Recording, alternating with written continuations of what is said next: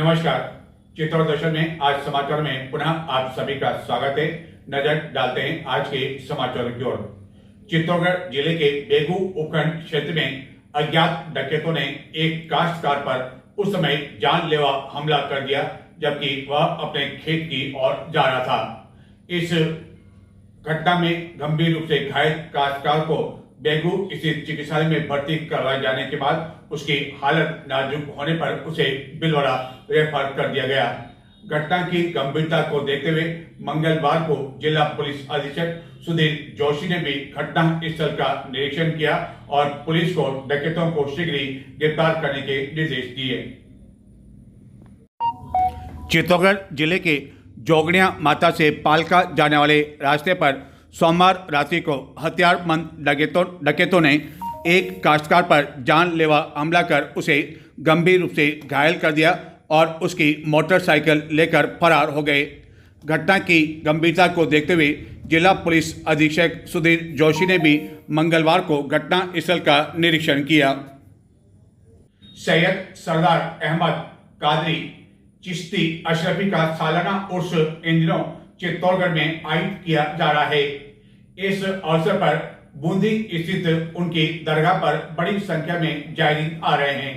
उर्स के तहत मंगलवार को नगर के मुख्य मार्गों से चादर शरीफ का जुलूस निकाला गया एवं बुधवार को कुल की रस्म के साथ ही इस उर्स का समापन हो जाएगा। उर्स को लेकर दरगाह में आकर्षक विद्युत सजावट भी की गई है।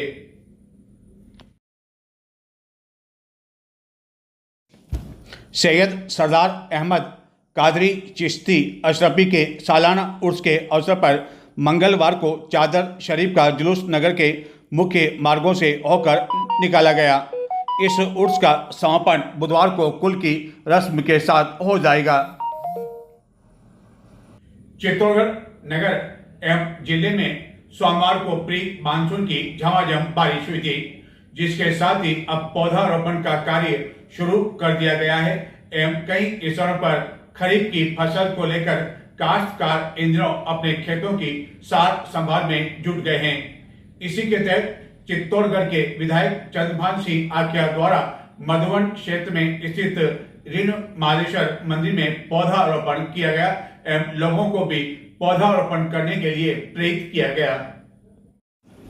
चित्तौड़गढ़ के विधायक चंद्रभान सिंह आख्या ने नगर के मधुवन स्थित ऋण मुक्तेश्वर महादेव में पौधारोपण किया एवं अन्य को भी पौधारोपण करने के लिए प्रेरित किया। इस अवसर पर बड़ी संख्या में वार्डवासी, पुजारी आदि मौजूद थे। चित्तौड़गढ़ के सदर थाना क्षेत्र में धनेत पुलिया पर गत दिनों 2 युवकों पर किए गए जानलेवा हमले के मामले में पुलिस ने 5 अभियुक्तों को गिरफ्तार कर लिया। यह सभी अभियुक्त चित्तौड़गढ़ के कीर खेड़ा निवासी बताए जाते हैं। गत 7 जून को धनेत पुलिया पर एक युवक पर जानलेवा हमला करने के मामले में सदर चित्तौड़गढ़ थाना पुलिस ने 5 आरोपियों को गिरफ्तार कर लिया है। घटना के दिन धनेत कला निवासी डाडम चंद शर्मा जब मोटरसाइकिल से चित्तौड़गढ़ से धनेत की ओर जा रहे थे तो उसी दौरान उन पर हमला किया गया। पुलिस द्वारा इस प्रकरण में कीरखेड़ा निवासी बाल किशन कीर, इंद्र कीर, मुकेश कीर, यशवंत राय एवं प्यारचंद राव को गिरफ्तार कर लिया। पुलिस द्वारा इन अभियुक्तों से इस बात का लेकर जांच पड़ताल की जा रही है कि आखिरकार इस हमला करने के पीछे इनका मुख्य उद्देश्य क्या था। इन अभियुक्तों ने हथियारों से लैस होकर यह हमला किया था। फर्जी पुलिस अधिकारी बनकर साइबर ठगी करने के मामले में पुलिस ने एक अभियुक्त को गिरफ्तार कर लिया है, जिसके खिलाफ मध्य प्रदेश एवं अन्य स्थानों पर कई मामले दर्ज हैं। यह अभियुक्त लोगों को पुलिस अधिकारी बताकर फोन करता था और बाद में उनके साथ ठगी करता था। इस मामले को लेकर गत दिनों सदर पुलिस थाना में एक मामला दर्ज हुआ था, जिसके बाद एक टीम का गठन किया गया और बाद में इस साइबर ठग को गिरफ्तार कर लिया गया। फर्जी पुलिस अधिकारी बनकर साइबर फ्रॉड करने वाले एक अभियुक्त को गिरफ्तार कर लिया, जिसके खिलाफ गत दिनों ओछड़ी निवासी भैरूलाल गाड़िया लोहार द्वारा मामला दर्ज करवाया गया था और बताया गया था कि उसके मोबाइल पर किसी अज्ञात व्यक्ति ने फ़ोन किया और जनप्रतिनिधि के नाम पर लेकर अच्छी कार्रवाई करने का झांसा देकर 10,000 रुपये की मांग की। इसके बाद पुलिस अधीक्षक द्वारा एक टीम का गठन किया गया और इस टीम द्वारा इस साइबर के कई ठिकानों पर दबिश देने के बाद कौशल पुत्र नंद किशोर यादव को अस्थायी से डिटेन कर गिरफ्तार कर लिया गया, जिसने कई फर्जी मोबाइल सिम एवं फर्जी बैंक अकाउंट खुलवा रखे हैं। अस्थायी गांव में कई लोग इस प्रकार के अपराध में लिप्त होकर उनके खिलाफ धोखाधड़ी के कई प्रकरण दर्ज हैं। आरोपी स्वयं मामले का अनुसंधान अधिकारी बनकर अनुसंधान में मदद करने की बात करके फरियादियों से ठगी करता है और आखिरकार वह पुलिस के हत्थे चढ़ गया। चित्तौड़गढ़ नगर के प्रताप नगर क्षेत्र में स्थित मोक्ष धाम अपनी दुर्दशा पर आंसू बहा रहा है। स्थिति यह है कि इस मोक्ष धाम परिसर में नगर परिषद की ओर से बनाई गई एक टंकी 1.5 वर्ष से सूखी पड़ी हुई है और इसमें पानी की एक बूंद नहीं है और इसका कारण केवल इस पानी की टंकी में जिस मोटर से पानी भरा जाता था वह मोटर लगभग 1.5 वर्ष पूर्व चोरी हो गई और बाद में नगर परिषद ने इस ओर सुध नहीं ली। वहीं मोक्षधाम में अन्य कई तरह की अव्यवस्थाओं के कारण अंतिम यात्रा में शामिल होने के लिए यहां आने वाले दागियों को परेशानियों का सामना करना पड़ता है। सच का एक फकीर ने, तू सबका होगा तेरा कोई नहीं, तू सबको समझेगा तुझे कोई नहीं, तू सबका साथ देगा तेरा कोई नहीं, तू सबके लिए जिएगा तेरे लिए कोई नहीं, तू सबके खातिर मरेगा तेरे लिए कोई नहीं। उस परम पिता ने मौका दिया, कुछ कर्म कर ले मोक्ष प्राप्त हो जाएगा, दोबारा जन्म नहीं लेना पड़ेगा, जन्म लेना दुखों का कारण है। सोच सोच के सोचिए साथ क्या जाएगा, देखते ही देखते मर जाओगे, सब यहीं रह जाएगा। तेरा खुद का पैदा किया हुआ तुझे जलाकर आएगा, मगर प्यारे दूसरा कोई हाथ नहीं लगाएगा। किसी की अर्थी जाती है तो 2-4 हाथ दूर रहते हैं, परिवार के साथ रहते हैं, फिर भी दूर रहकर भी नाते हैं। यह काल चक्र है, चलता है, चलता ही जाएगा और कल तेरी संपत्ति का कोई मालिक होएगा। इसलिए कुछ ऐसा कर्म कर जा, दुनिया में तेरा नाम रह जाएगा। अकेले ही आया अकेले ही जाएगा, तेरा धर्म और कर्म ही तेरे साथ जाएगा, बाकी सब छूट जाएगा। अकेले आया है अकेले ही जाएगा, ये दुनिया का चक्र है, कोई बच नहीं पाएगा। छोटी हस्ती हो बड़ी हस्ती हो, सभी को एक दिन यहीं आना है। जी हाँ, यह है चित्तौड़गढ़ के प्रताप नगर स्थित मोक्ष धाम का दृश्य, जो कि गत कई समय से अपनी दुर्दशा पर आंसू बहा रहा है एवं जहाँ तहाँ कंटीली झाड़ियाँ एवं अन्य गंदगी, पत्थर, कंकड़ आदि से यहाँ आने वाले दागियों को परेशानियों का सामना करना पड़ता है।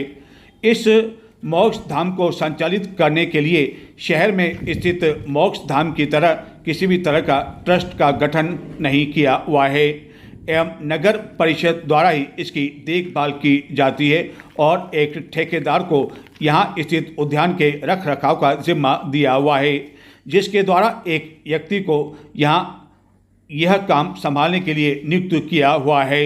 लेकिन इस मोक्ष धाम की दुर्दशा बता रही है कि इसकी क्या स्थिति है।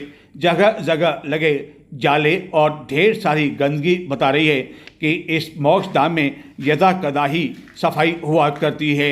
यदि नियमित रूप से सफाई की जाती तो शायद मोक्ष धाम की ऐसी स्थिति नहीं होती और अंतिम यात्रा में आने वाले दागियों को यहाँ पानी तक नसीब नहीं हो पाता है, ताकि वह यहाँ पानी के छींटे देकर अपने घर जा सकें।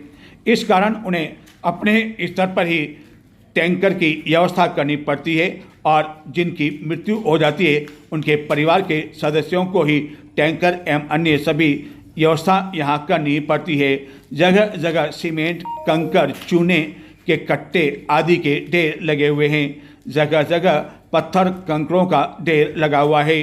कहने को तो यहाँ एक उद्यान है, लेकिन उद्यान के नाम पर यह केवल एक स्थान है जिसे कि एक प्रांगण कहा जा सकता है। उद्यान के नाम पर न तो यहाँ कोई पौधे है न कोई घास है, जबकि शहरी क्षेत्र के स्थित मोक्षधाम की इस मोक्षधाम से तुलना की जाए तो रात दिन का अंतर है। एवं कई बार व्यक्ति की अंतिम यात्रा जब दिन के समय होती है और दिन में भी उसका अंतिम संस्कार करना पड़ता है, तो उसके साथ आने वाले दागियों को यहाँ छाया तक नसीब नहीं हो पाती है। हालांकि यहाँ कहने को तो एक हॉल बना हुआ है, लेकिन अन्य स्थानों पर यह हाल बता रहा है कि मोक्षधाम दुर्दशा का शिकार हो रहा है। शायद नगर परिषद ने इसका रख रखाव का संचालन अपने पास लेने के बाद वह इसे भूल चुकी है। यदि ऐसा नहीं होता तो मोक्षधाम की स्थिति यह नहीं होती। कम से कम नगर परिषद अन्य विकास कार्यों की ओर ध्यान नहीं दे तो कम, लेकिन इस मोक्ष धाम को तो सुधारा जा सकता है या एक ऐसे ट्रस्ट का गठन किया जा सकता है जो कि इस मोक्ष धाम के रख रखाव और संचालन का जिम्मा अपने हाथ में ले, और यहाँ जो कंकड़ पत्थर और या बदहाल की स्थिति है उसमें कुछ सुधार आ सके। हालत यह है कि यहाँ देख रेख के लिए ठेकेदार ने जिस व्यक्ति को नियुक्त कर रखा है वह अपनी पत्नी के साथ दिन रात इसी मोक्षधाम परिसर में एक कमरे में निवास किया करता है, लेकिन उसे 6 महीने से भुगतान नहीं मिल पाया है। इसी मोक्षधाम में स्थित पानी की एक टंकी शो पीस बनी हुई है, क्योंकि गत 1.5 वर्ष पहले इस टंकी में जिस मोटर से पानी भरा जाता था वह मोटर चोरी हो चुकी है और सभागार में लगी यह खुली खिड़कियां भी यहाँ स्थित चौकीदार के अनुसार इन चोरों के लिए कारण बन सकती है, लेकिन इसके बावजूद इस ओर ध्यान देने वाला कोई नहीं है और बताते हैं कि आखिर यहाँ जो रखवाली करता है उसकी भी क्या दर्द। झाड़ावत साहब ने रखाया था 2013 से पक्का मैं इधर हूँ, पहले भी कर चुका हूँ। तो पहले क्या था कि पहले पैसे दे देते थे लोग, उस 2013 के बाद में इन्होंने बोला कि तुम्हारी नौकरी लगवा देंगे, वापस संभाल लो। तो हम लोग ने संभाला। ये मेरी पत्नी आ गई है, इसने भी काम किया। और संदीप शर्मा इन लोगों ने बोल दिया था, विजय चौहान ने, कि तुम्हारी नौकरी लगाएंगे। 2013 में नौकरी लगी ही नहीं।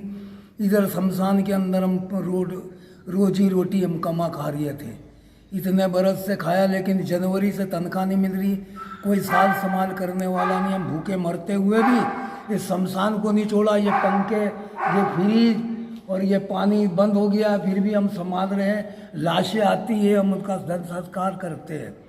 और कोरोना के टाइम पर मेरे को अभिनंदन करा है भारत विकास वालों ने और कलेक्टर साहब ने, और 142 लाशें मैंने यहाँ जलाई है कोरोना के टाइम पर।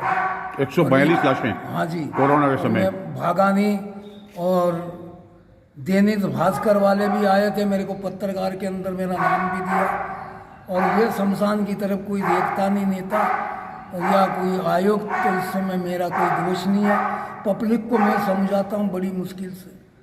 तो आपने कहा कि जनवरी से आपको तनख्वाह वेतन नहीं मिला है, तो जनवरी से अभी जून चल रहा है, फरवरी, मार्च, अप्रैल, मई, 6 महीने हो गए आपको। 6 महीने से भूख मरी देख रही हूँ मैं। तो आपको वेतन कौन देता है? ये ठेकेदारी के अंदर था। हाँ। तो नगर पालिका पंचोली को देती थी, पंचोली तनख्वाह मुझे देता था। पंचोली को कोई पैसा नहीं दे रहा है, तो पंचोली मेरे को पैसा नहीं दे रहा है। तो आपको कितना वेतन मिलता था? 11,000 रुपये साहब, 24 घंटे के 2 तनख्वाह। तो आप पूरा परिवार के साथ यहीं रहते हैं? यहीं रहते हैं। कहीं यहाँ लाशें आती है, कहीं यहाँ अंतिम संस्कार होते हैं। हाँ जी। और दिन रात आदमी रहते हैं। हाँ। तो कभी रात को डर नहीं लगा कभी आदमी तक, इतने सालों से? डर तो लगता नहीं, क्या साहब, पेट है, पापी पेट का सवाल है। ये गेट भी अच्छा नहीं है, हम चदरें लगा देते हैं, किसी की लाश को बिगड़ने नहीं देते। जानवर खा नहीं सकता है उसकी हड्डी को। फिर तीसरे दिन लोग आते हैं, अपना फूल उठा के ले जाते हैं। लेकिन हम देख रहे हैं कि जगह जगह कांटे हैं, पत्थर हैं, कंटीली झाड़ियाँ हैं। तो आखिरकार इसका जो ट्रस्ट बना हुआ है, क्या कोई ट्रस्ट बना हुआ है क्या यहाँ का? इस तरह कोई ट्रस्ट नहीं बना हुआ है। ये झाड़ी तो अभी आ गई है उस तरफ की, बाकी जहाँ बगीचा है उधर की झाड़ियाँ सब हमने साफ कर दी। नहीं तो फिर इसकी देख रेख कौन करता है? आप हम ही अकेले करते हैं। अच्छा, कोई ट्रस्ट बना हुआ नहीं है? कोई नहीं है। जो कुछ जितना है साफ हम कर रहे थे। अभी आप देख रहे पूरा बगीचा साफ है, लेकिन पानी नहीं है। पानी की कोई यहाँ है ही नहीं, यहाँ पे पानी की व्यवस्था। पानी की मोटर वो नगर पालिका वाले ही खोल के ले गया और चोरी का झूठा इल्जाम लगा दिया, और ना जाने उसने क्या करा और क्या नहीं करा, ये हमें मालूम। तो पहले तो यहाँ पानी की टंकी भी थी अंदर, वो हाँ अपनी ठीक थी, टैंकी भरी रहती थी, ये हरा भरा बाग था और ये बाग खिला रहता था, लोग घूमने आते थे, लोग शाम के टाइम बैठते थे। तो अब पानी भी नहीं है यहाँ पे बिल्कुल? अब पानी भी नहीं है साहब। तो यहाँ हम देख रहे हैं वाटर कूलर वगैरह सब लगे हुए, सब बंद पड़े हुए हैं। बंद पड़े हुए। तो कितने समय से संकट आ रहा है पानी का? ये कम से कम साल भर हो गया साहब। साल भर से पानी की कोई व्यवस्था नहीं है पानी यहाँ की पे। मोटर का तो 1.5 साल हो गया, और ये जो पानी जो इन्होंने नल दिया है वो कभी कभार आता पानी, और पानी जब लाश आती है तो वो टैंकर से भेजते थे कभी कभार। तो वो तो लोग अपनी इस तरह पर व्यवस्था करते होंगे। हाँ जी। तो यहाँ हम देख रहे हैं काफी पेड़ पौधे भी थे, उनको पानी कैसे पिलाया जाता है फिर? अब ये मैं होद में से तो कई पौधों को तो मैंने अभी जिंदा रखा है, जहाँ तक मेरी कोशिश है मैं कर रहा हूँ। भूख प्यास से कैसे भी करके मैंने संभाल लिया। ये केले का हरा भरा था, इसमें केले आते थे और कुछ फूल फल के थे। लेकिन हम तो देख रहे हैं कि यहाँ पानी की टंकी भी बनी हुई है। टैंकी बिल्कुल सूखी। तो पानी टंकी सूखी हुई है? हाँ। पानी नहीं इसमें? जो कुएं में जो मोटर लगी हुई थी, हाँ। अब वो चोरी का नाम ले लिए है। हाँ। नहीं तो ये जो पानी की टंकी हम देख रहे हैं, तो इसमें पानी कहाँ से भराया जाता था? ये कुआ, वो कुआ है, उस कुएं में पानी इतना है हाँ। कि जिसकी कोई हद नहीं है। जो मोक्ष धाम के बाहर कुआ है, वहां से पानी आता था इस टंकी में। हाँ। तो ये टंकी कब से खाली पड़ी हुई है? मोटर नहीं, कब से खाली पड़ी हुई है टंकी ये? 1.5 साल हो गया था। 1.5 साल से पानी नहीं इस टंकी में? हाँ जी। और ऐसे पड़ी हुई है? हाँ, इसकी तो रिपोर्ट जाड़ावत साहब को भी दी है मैंने। तो इस पानी का जो टंकी है, जो इसका सप्लाई पानी कहाँ कहाँ होता था? आसपास भी होता था या केवल मोक्ष धाम के लिए बनाए? पूरे मोक्ष धाम का बगीचा दुनिया भर के आदमी पानी पीते थे, और आने जाने वाले जानवर पानी पीते थे। यानी कि 1.5 साल से मोटर गायब हो गई, इसके बाद मोटर फिर से लगी नहीं है। हाँ। और कोई देखने वाला भी इसमें नहीं है। तो ये जो टंकी बनाई थी नगर परिषद ने बनाई होगी? हाँ, नगर परिषद नहीं बनाई थी, ये नगर परिषद नहीं बनाया है। उसके बाद इसको ध्यान भी नहीं दिया। आप तो आपने बताया। रात दिन आते लोग पूजा करने, मसानिया भीरू का मंदिर बना हुआ, रात और दिन अभी भी आते हैं, आते ही रहते हैं लोग। तो आपने नगर परिषद को बताया तो होगा कि इसकी मोटर चोरी हो गई है, और 1.5 साल से बताया था। हाँ, कई दफे जाड़ावत साहब ने भी एप्लीकेशन दी, कई पब्लिकों ने बता दिया है। ठीक है साहब। और तो और हमारी तनख्वाहें बंद कर दी है। मैंने खुद आयुक्त करने जाके बोला है, साहब हम तो संभाल रहे हैं, लेकिन नगर परिषद द्वारा कोई ध्यान नहीं दिया जा रहा, और टंकी उनकी पानी भी नहीं लेती। 13 साल पहले हमको आयुक्त नगर पालिका वाले हमारे खाते में पैसे डाल दिया करते थे। अच्छा, खाते में डालते थे आपके? हाँ।